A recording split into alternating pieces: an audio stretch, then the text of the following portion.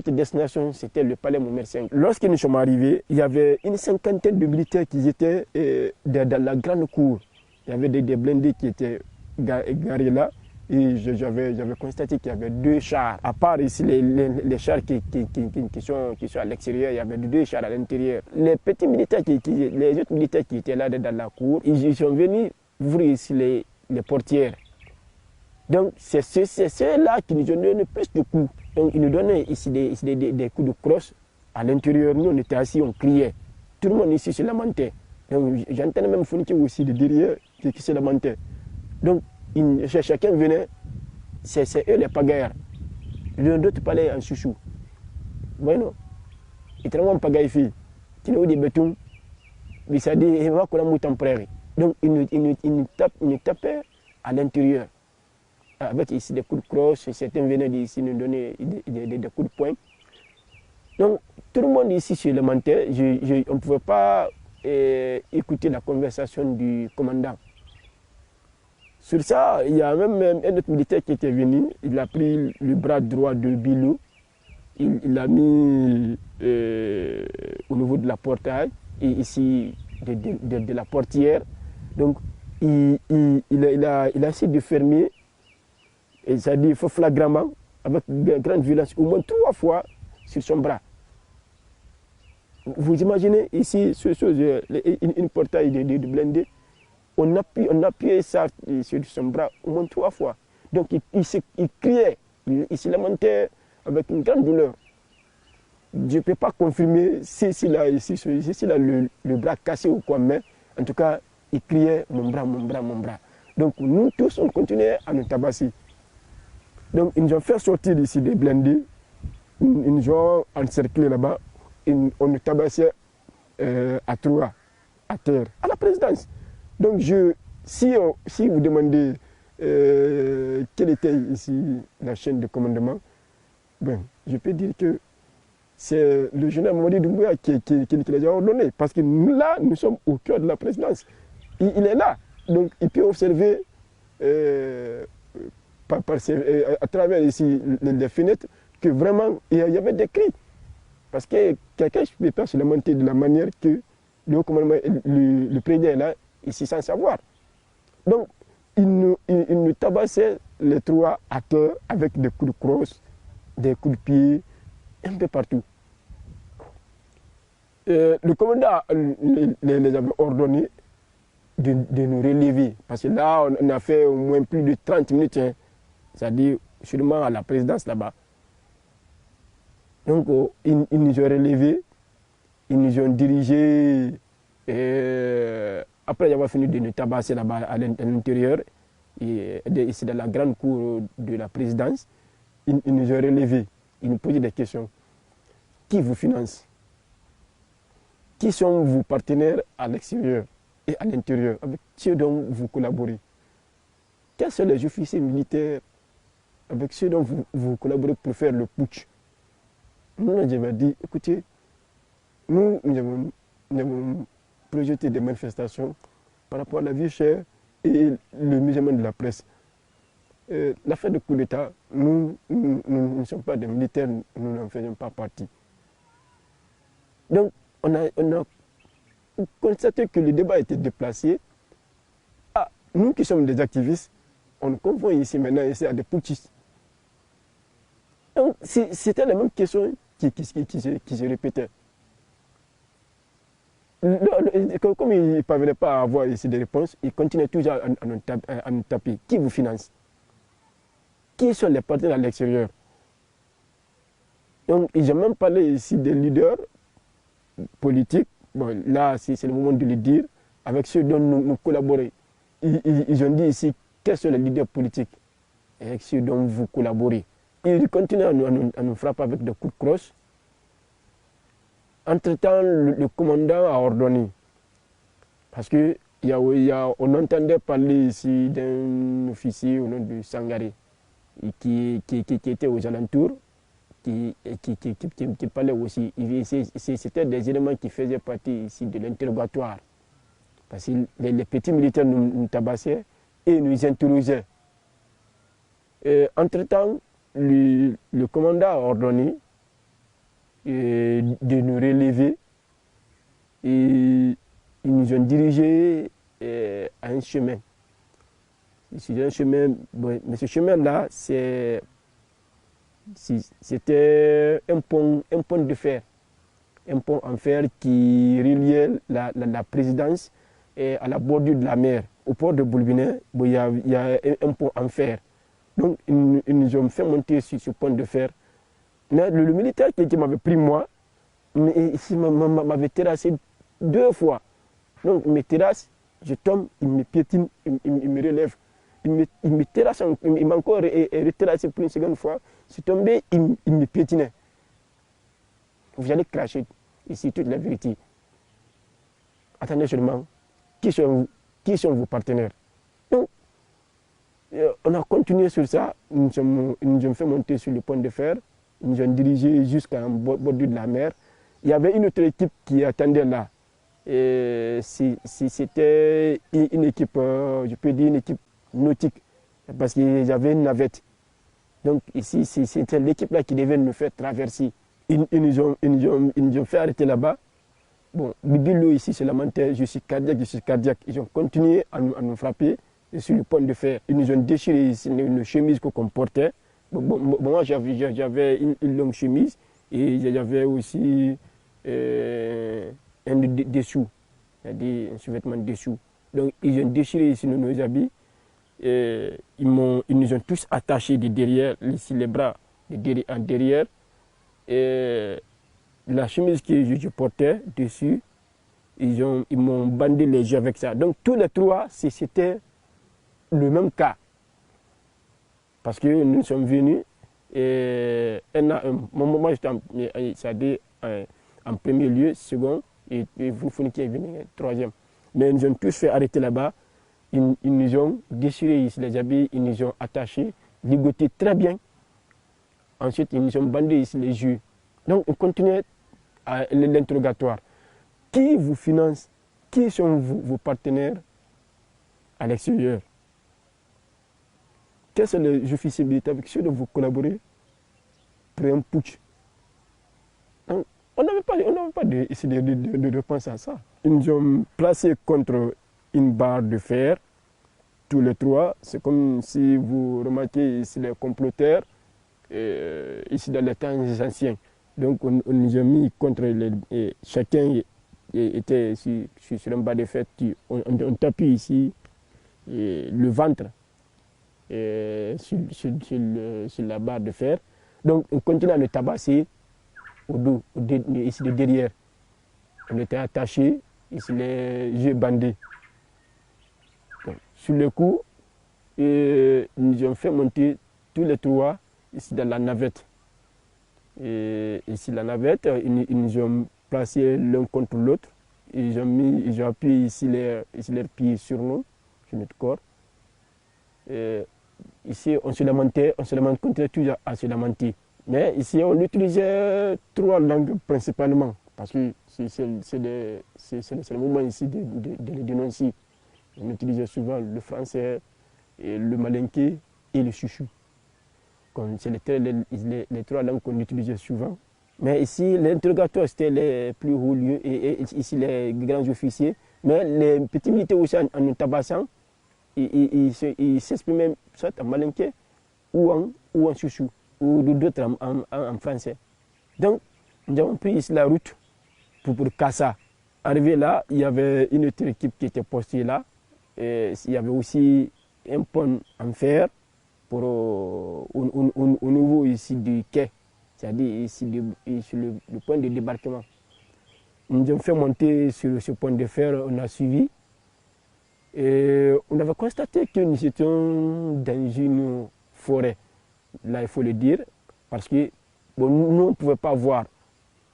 Mais à chaque fois que, par exemple, je veux mettre mon pied droit quelque part, il me tape dessus. Imbécile, mais il y a un rocher là-bas. Allez, viens par là. Viens à droite. Ou passe par ici. Donc, il y avait ici des rochers. On sentait aussi des herbes. Aussi des arbres qui étaient là. Il y avait une meute de chiens bergers, ici, les grands chiens là, qui aboyaient à nos alentours. Parce que ici, les militaires disaient même, ils ordonnaient à ces chiens ici, allez, pousse-toi, pousse-toi, il ne faut pas le toucher. Nous avons continué, nous avons fait plus d'1 kilomètre de marche. Plus d'1 kilomètre de marche à pied, en pleine forêt. Toujours on nous tabassait de derrière. Et arrivé à destination, c'était une prison placée dans une forêt. Nous avons fait rentrer, chacun dans sa propre cellule. Donc nous n'étions pas ici dans une même cellule, chacun était ici dans sa propre cellule. Ils nous ont fait rentrer dans nos cellules, ils continuent à nous tabasser. Parce que là, arrivé là, ils nous ont détachés, ils nous ont débandé les yeux. Le chef de poste qui était là, était venu, c'était un homme pas grand de taille. Il portait une culotte noire blanche et il avait des moustaches. Donc, il était venu avec ses éléments. Toujours les mêmes questions qui revenaient. Qui sont vos partenaires à l'extérieur? Qui vous finance? Avec quel leader vous collaborez? Quels sont les officiers militaires? C'est-à-dire avec ceux dont vous travaillez pour le putsch. Bon, mais moi, mon cas, parce que j'avais suivi le même rythme, comme mon chef hiérarchique, parce que M. Mamadou Bileba est mon chef hiérarchique direct. La version qu'il avait tenue dans le blindé, je l'avais gardée en disant que non, moi, je ne fais pas partie, j'étais venu juste suivre ici la télé. Donc, j'ai gardé ici, sur la version là. Ce n'est pas moi qui l'avais affirmé en premier lieu, mais j'avais gardé, c'est dit non. Moi, je suis venu suivre la télé, comme l'a dit mon prédécesseur. Nous étions là, on suivait ici la télé parce qu'il y avait le match de l'Héros qui jouait la France contre l'Espagne, je pense bien. Et il continuait à nous frapper. Non, il a crié, ce chef de poste a crié non. Nous avons des informations sur vous, mais tu ne veux pas parler, attendez seulement. Arrivez là, vous allez tout dire, un à un. Nous avons des informations sur tout un chacun. Donc, il criait, il parlait aussi le malinqué, parce que moi, au moment où je me lamentais, je parlais un peu aussi le chouchou et le malinqué. Donc, le chef de poste, finalement, s'est adressé à moi en malinqué. Il m'avait dit cela en malinqué. Il dit, vraiment, finalement, tu n'as pas. Yang. Ici, bon, il m'a dit, ici, comment on dirait, finalement, tu n'as pas. Moi, si tu es là. Il dit, si vous ne dites pas la vérité, personne ne sortira d'ici. Si vous ne dites pas la vérité, personne ne sortira d'ici. Mais bon, tellement frère. Donc, je ne fais pas partie. Je dis, moi, j'étais parti sur la télé, je ne fais pas partie. Donc, il dit, ah, il y a information, mais en boulet en dehors, sur Abel et Terra. C'est-à-dire, l'information que nous avons ici, vous faites tous partie. Sur ça, ils nous ont, les autres aussi se lamentaient de derrière. Parce que je les entendais aussi crier. Donc, ils nous ont fermé les cellules, ils sont sortis. Il y avait une forme de garde qu'ils avaient montée. Ceci marchait comme s'il y avait un chemin en fer qui entoure ici la prison. Chaque fois, ils marchaient sur ça, et ils venaient avec une barre de fer taper sur les portes ici des cellules pour savoir est-ce que nous sommes vivants ou encore parce qu'à chaque fois ils ne peuvent pas ouvrir ici la portail, ici la porte pour nous observer dedans. Donc le son, si on tape sur la porte, le son émis tu es obligé de crier pour ne pas te tympaniser. Tu es obligé de crier. Et c'est ça le rassure que ce dernier là à l'intérieur, il vit encore. Donc, quelques heures après, le chef de poste était venu avec un petit téléphone parce que les murs ici de la prison étaient hauts. Ici, il n'y avait pas d'électricité, donc on ne pouvait pas voir ici la lumière. Mais il y avait des trous en haut ici des portes de la cellule où les faisceaux de lumière ici, c'est-à-dire entraient. Donc, le chef de poste était venu et il s'est arrêté, il a allumé son téléphone, ici la lampe de son téléphone. Donc, comme ici la porte était haute, il fait monter comme ça. Donc, on saura qu'il y a quelqu'un de derrière. Donc, il m'a demandé à Malinki, petit, il t'a dit, on connaît Mohamed Sissi. Ok.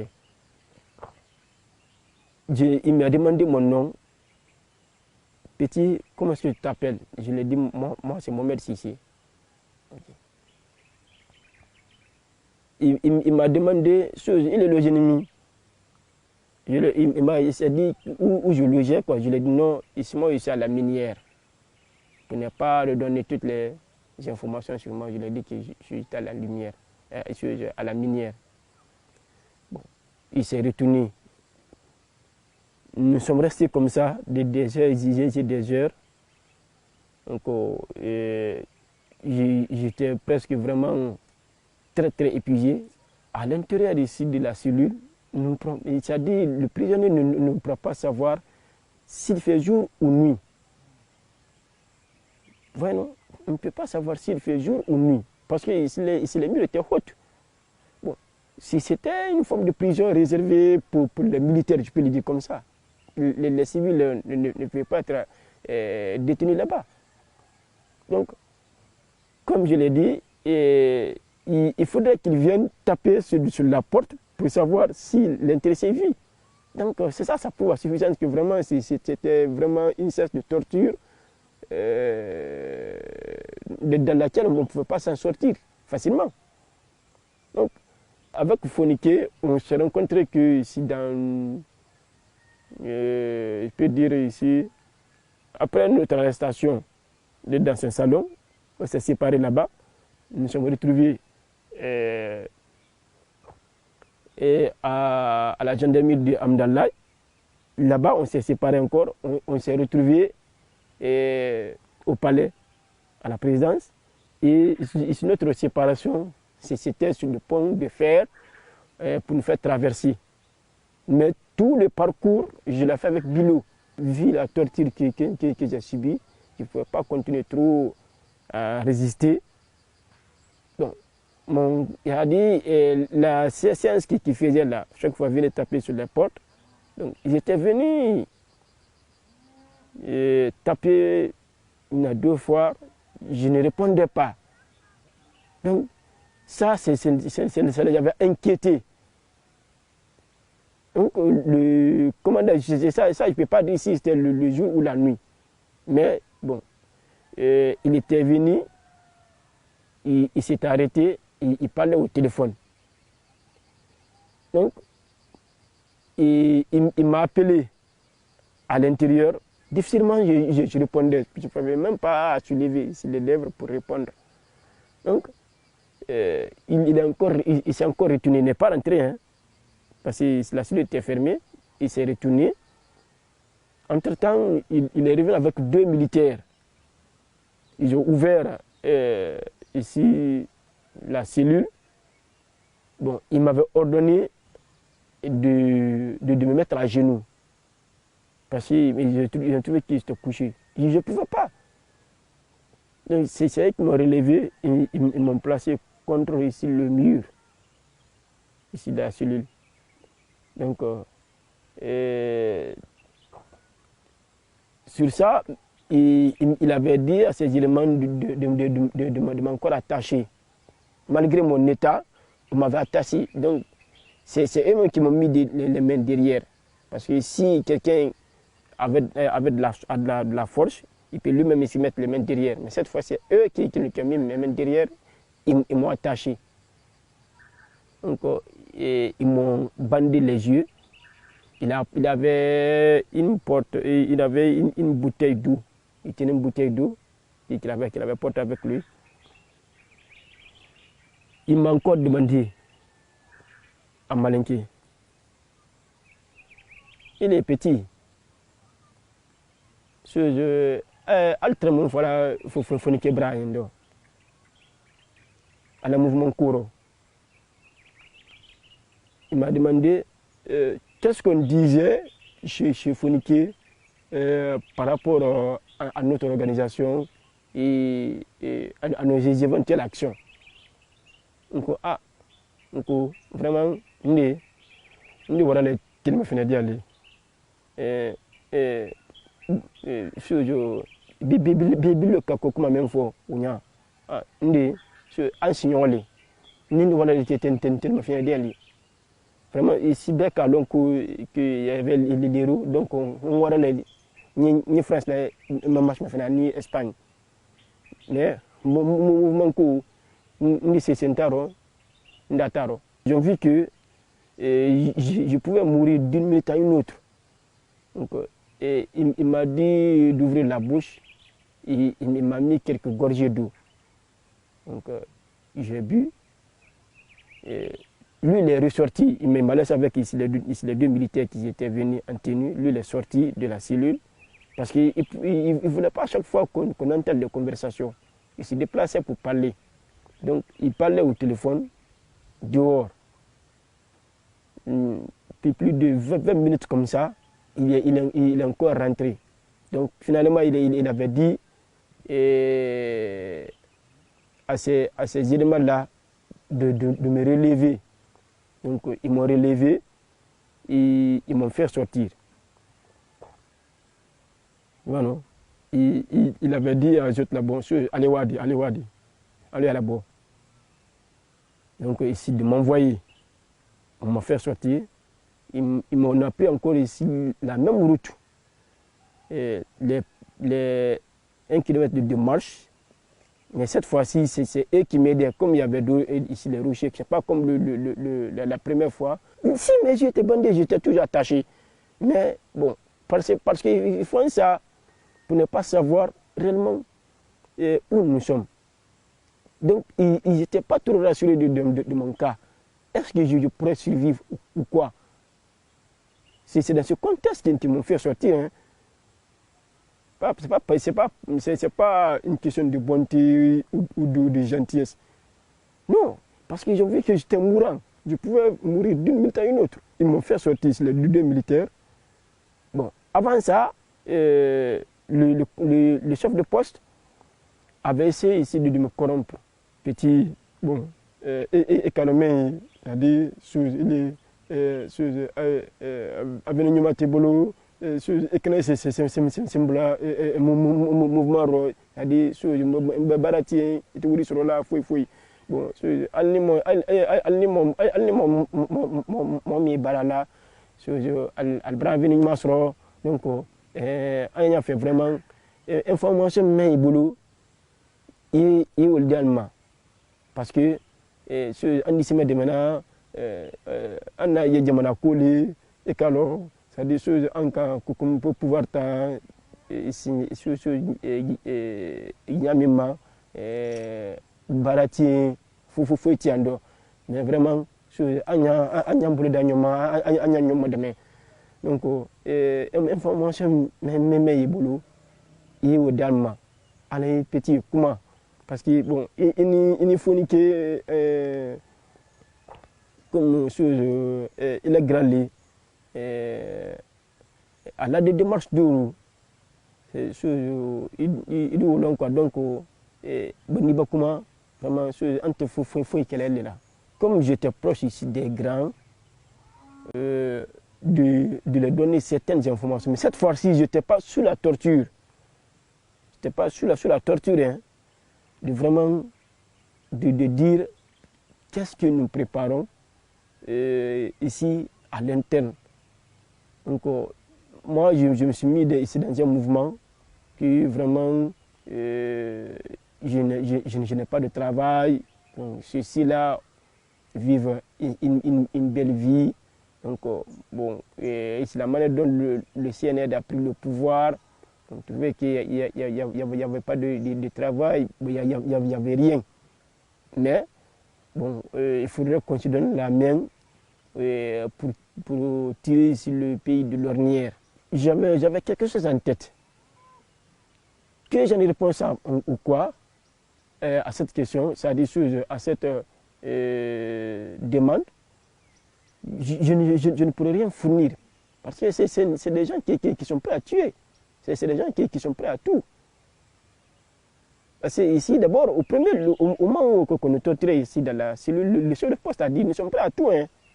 Et le commandant aussi l'avait répété lorsque nous étions au palais de la présidence là-bas. Il avait dit nous sommes prêts à tout, hein. Nous sommes prêts à affronter n'importe quel groupe. Il avait dit avec un ton impératif. Donc, je lui ai répondu toujours, je suis resté sur ma position. Ah, nous ne pouvons pas. Nous avons tellement fait d'aller pour faire des bras. Commencer à signaler, c'est-à-dire qu'on a le train en bras. Il n'y avait pas de courant chez nous, quoi. J'étais parti juste suivre ici la télé, je l'ai fourni le match. Je suis resté sur ma position pour ne pas changer, pour ne pas qu'on tire, c'est-à-dire quelque chose ici de moi. Maintenant, le chef de poste dit, ok, petit, comme il est, c'est-à-dire comme il t'a fait comment, ok, pour principe euro, ce chose en débat, mais vraiment, allez à l'oncle, vraiment, chose, une position même maintenant. C'est CNRD, c'est-à-dire, un d'abord contrôlé. Il dit, petit, il n'y a pas de problème. Comme tu ne veux pas collaborer, sinon on va te relâcher. Mais c'est la position où se trouve le CNRD là. Nous allons mettre ici le contrôle sur tout ce qui se passe ici à l'intérieur du pays et à l'extérieur. Donc on continuait sur la marche. Il y avait notre militaire à droite de moi qui me tenait. Et lui continuait toujours à me dorloter. C'est-à-dire pour tirer quelque chose de moi. Le chef de poste il s'était retiré. Donc je continuais avec les deux militaires. Et il me questionnait. Ah bon, petit, il est franc, c'est-à-dire, il est parce que bon, c'est-à-dire, bon, elle a de grandes mains, elle t'a fait collaborer. Le président, elle a invité les pour quelque chose, pour Canadien, fait. Mais bon, vraiment, bon, elle a collé trop. Il disait, bon, petit, il faut pas faire ici de l'esprit de Dieu, c'est-à-dire essayer de collaborer parce que le président, il avait invité ici, c'était grand, pour se donner la main pour que notre pays puisse aller ici de l'avant. Mais ils n'ont pas accepté. C'est ce que le militaire m'avait dit. Donc, ils m'ont envoyé jusqu'au bord de la route. Il y avait l'équipe nautique qui était là. Donc, ceux-ci m'ont remis à cette équipe-là.